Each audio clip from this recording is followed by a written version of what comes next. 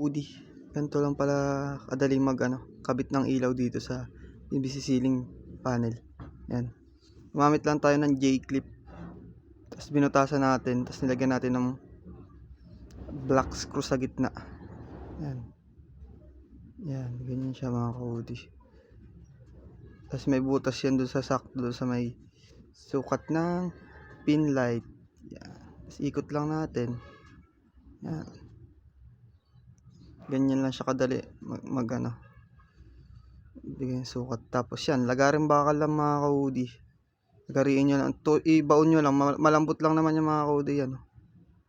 Paikutin nyo lang pa ganyan. So yan, ang mahirap lang dito mga ka-udi, pag nagkamali ka ng butas, hindi na siya pwedeng i-retouch. Palit panel na agad mga ka-udi. Hindi katulad ng mga plywood, gypsum, pwede nyo i-retouch, masilyan, pinturahan. Ito hindi, palit na panel. So yan. Yan lang siya kadali mga ka-udi. Kabit na agad natin. Pag wiring na rin kasi tayo dyan, tayo rin nag-wiring. So yan na mga ka-udi. Yan lang kadali.